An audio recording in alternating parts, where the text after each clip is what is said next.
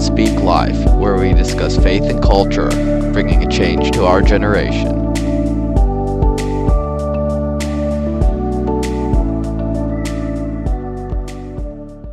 Welcome back to Teen Speak Life. This is episode 4.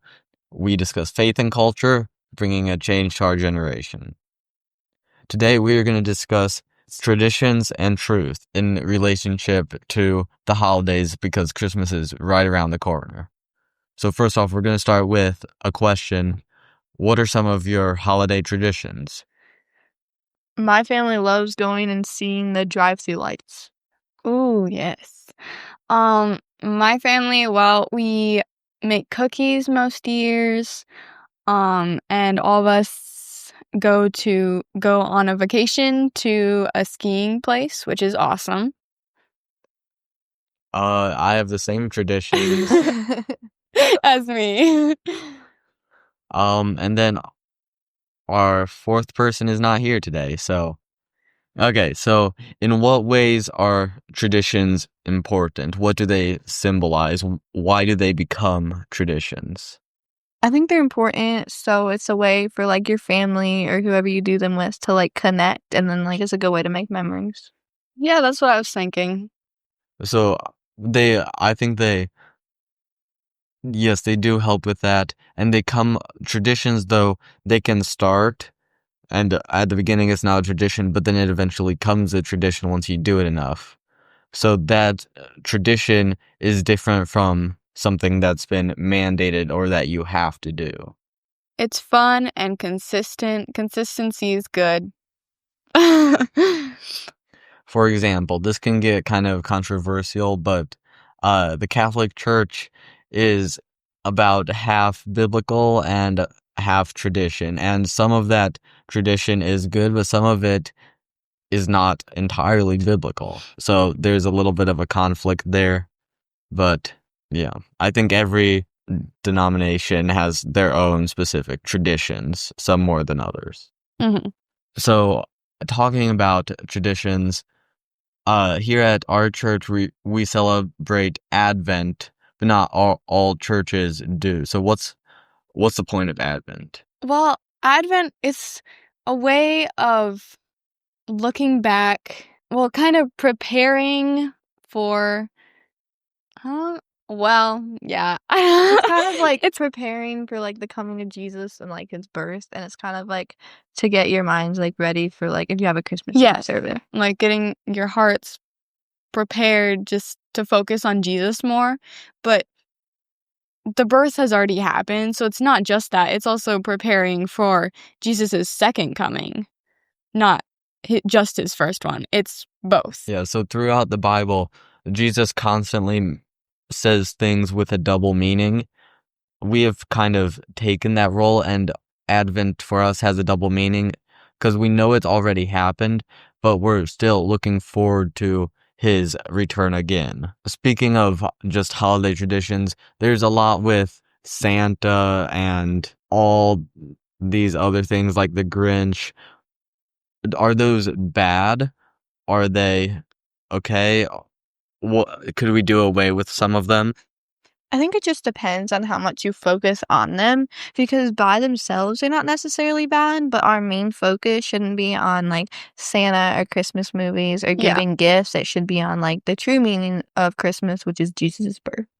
Yeah. And when you tell little children that Santa is real, they're believing that, and I think if they actually believe it, and then eventually you're going to have to tell them that it's not real, it's hard to balance those out. Right, because if the child believes in that, then they end up finding out it's false.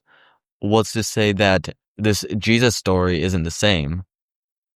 But the Jesus story isn't just a fairy tale. It's something that actually happened, and that's important, and you don't want to confuse that. Now, I don't know if it's necessarily wrong to just let your child think there's Santa, but I wouldn't necessarily try to keep it going indefinitely. It's fun kind of to imagine that kind of stuff, but you have to understand what's real. Jesus, everything he did, his birth is completely real, more real than we probably usually imagine. But Santa, he's fun and everything, but he's not real. Right. And if you let your kid believe it when they're still young and like elementary school and stuff, that's okay. But if they're like into middle school or high school, that's a bit much. Santa does have historical origins, though. Oh yeah, let's talk about that.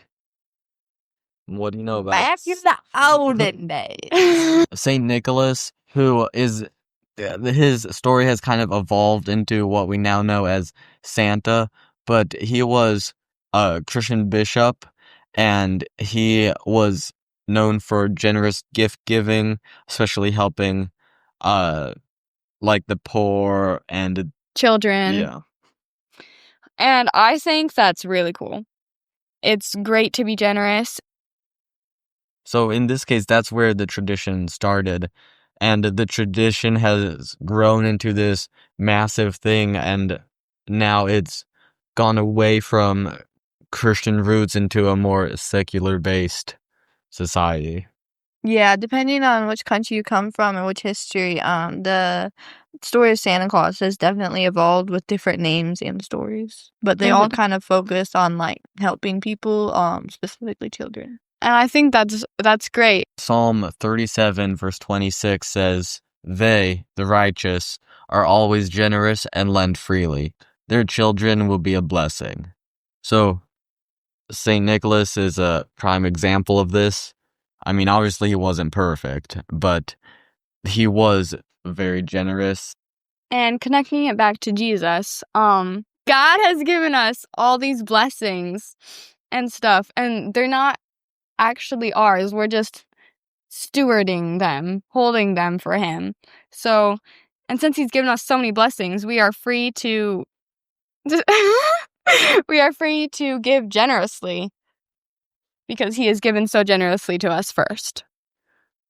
Yeah, so one of the reasons I love giving gifts to other people at Christmas is because to me it's a way that I can show that God has given me the gift of his son at Christmas, so now I can give some of my stuff to other people, even though it's a much lesser gift. Do you guys have any ideas about how we could create a more Jesus-centered Christmas? I think just like switching our focus, like off of like instead of being so focused on like gifts for people and Santa and like traveling and all that stuff is fun, but it also shouldn't be our main focus. I think no matter if it's Christmas or sometime else, we always need to go to the Bible more than we usually do. Like, there's so much time in a day, but we spend like 5 minutes or less in the Bible, and I think we need to go to it more. Advent helps with that. Advent services, it helps us put our focus on Jesus and what he did for us.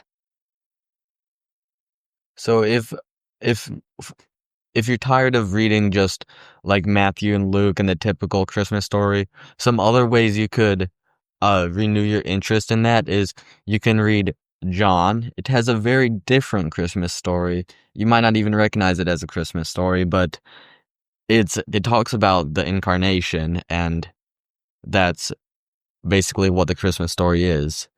There's also, if you look in Isaiah, there's a bunch of prophecies that you can try to fit them together and see how Jesus fulfilled them in the incarnation. I just want to know how important the incarnation is, because when you're God, you can't, it's amazing glory and everything, and then you have to come as a little baby on earth and grow up like a normal kid. Like, what a smart baby. You get hurt, you get sick. See, but was Jesus... Well, he was fully human. Yeah, he was fully human. He had to learn. He didn't have like an infinite IQ. And then, we could also discuss the Trinity with this, but that gets really complicated. Because God is still fully God. The Son is fully God and fully man. But they're the same. But God, the Father, is not human at all. He's beyond what we can understand. Anyway. So Merry Christmas, guys. I hope you have a great Christmas. And don't go caroling. Hey, we still have to do the song. Yeah, And- that's true. Oh, and then we'll do our Christmas outro. And don't put actual candles on your real Christmas tree. Bad idea. Someone did not. No, that's what they all used to do. Oh, yeah. They didn't have fake. Lights are much better. Set Okay. your Christmas tree on fire. Okay, so today we're gonna be listening to a clip and then reviewing, saying our thoughts on the song "You Still Love Me" by Grace Collective. So even when I make my worst mistakes, I know this truth will never change. You still love me. You still want me. Once a child, always yours. Every moment still secure. 'Cause nothing can undo. Nothing can undo the cross. Okay, so that was "You Still Love Me" by the Grace Collective. What are your initial thoughts? I really love this song because I think it shares a really awesome message on how even with all the bad stuff that I've done, Jesus still wants me and he still wants me to be his child. When I first heard this song, it was really impactful because It was really loud too. yes, it was very Oh my loud. God. It was that momentum. Hashtag go to momentum. Anyway, Hashtag best week of summer. yes. I forgot about there's that. also another summer camp that's also the best week of summer. It's called Crossings. No. Okay, anyway, Yeah. it was really impactful because being a Christian since birth, you get told over and over that Jesus loves you and it kind of becomes meaningless, but not really, but kind of less flavorful. It makes Jesus loves you seem kind of dull after a while. This is the new Jesus Loves You song. But getting told actually, and the part where it says he would rather die than let you go, that was just really meaningful because I knew it, but getting told in that way, like music is really meaningful to me. I like the line, "As long as you have risen, as long as you're alive, I know that I'm forgiven, I'm perfect in your sight." Because that's kind of like a conditional. As long as you have risen, as long as you're alive, that's if it happened, but we know it happened, so we know that we're forgiven, and we know we're perfect in his sight. And it's not because of what I've done, but because of what he's done for me, which are the next lines in the song. Anyway, this is an amazing song. I really like the line, "Nothing can undo the cross," because no matter like what I do, God's plan for me and like for everything is not gonna change. I really like the line, you would rather die than let me go, because it puts into words what he did on the cross. He literally did die rather than letting you go. That's how much he cares about you. Oh, and one more thing about Christmas. We have this symbol at the cross, Jesus dying, that's directly connected to his birth. Because he was born, then he died on the cross. It's all connected. I mean, I know that seems pretty obvious. But sometimes we think about the birth so much and we forget about what he was birthed for, which was to die on the cross. Okay. Feels gonna have such a hard time editing this. So this has been an episode of Teen Speak Life, discussing faith and culture to bring a change to our generation. Follow and subscribe on your various podcast apps. Our home base is on Substack. You can find us on YouTube, Facebook, TikTok, anywhere. I'm not anywhere, but most places. We would love to get your feedback and perhaps have a guest speaker on. We're gonna have something special for you. I think we already talked about this on the last podcast, but it's still in the works. So get more people to listen to it, and we will get it done faster. You're gonna like it. Stay tuned. Merry Christmas!